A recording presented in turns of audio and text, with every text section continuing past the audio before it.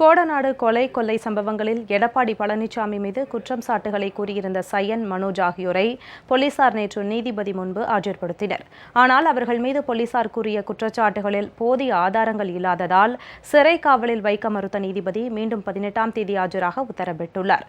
கோடநாடு எஸ்டேட்டில் நடைபெற்ற கொள்ளை சம்பவம் தொடர்பாக சையன் மனோஜ், தெஹல்கா பத்திரிகை முன்னாள் ஆசிரியர் மேத்யூ சாமுவேல் ஆகியோர் டெல்லியில் செய்தியாளர்களை சந்தித்தபோது எடப்பாடி பழனிசாமி மீது பகிரங்கமாக புகார் தெரிவித்தனர். இதனைத் தொடர்ந்து சையனையும் மனோஜையும் தமிழக காவல்துறை பிடித்து விமானம் மூலம் சென்னை கொண்டு வந்தனர். அவர்கள் கைது குறித்து இதுவரை தமிழக காவல்துறை எந்த தகவலையும் தெரிவிக்காத நிலையில் ரகசிய இடத்தில் வைத்து அவர்களிடம் விசாரணை நடத்தினர். இதனைத் தொடர்ந்து எழும்பூரில் உள்ள மகிழா நீதிமன்ற நீதிபதி சரிதா முன்பு சையன், மனோஜ் ஆகிய இருவரும் ஆஜர்படுத்தப்பட்டனர். சையனை சிறையில் அடைக்க வேண்டும் என்று காவல்துறை தரப்பில் கோரப்பட்டது.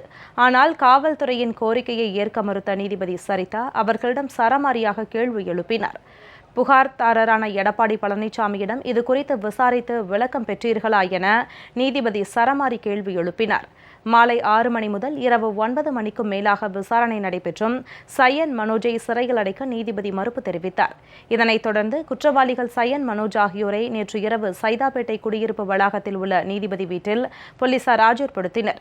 இதனைத் தொடர்ந்து அவர்களிடம் 4 மணி நேரம் நடத்தப்பட்ட விசாரணையின் முடிவில் போதிய ஆதாரங்கள் இல்லாததால் இருவரையும் விடுதலை செய்ய நீதிபதி உத்தரவிட்டார். மத்திய குற்றப்பிரிவு போலீசார் போதிய விவரங்கள் தராததற்கு நீதிபதி கடும் கண்டனம் தெரிவித்தார். உள்ள போனோம் ஜட்ஜம்மாவை பார்த்தோம். நம்ம 18ஆம் தேதி காலையில் 10 மணிக்கு 2 ஷூரிட்டியோட வர சொல்லியிருக்காங்க.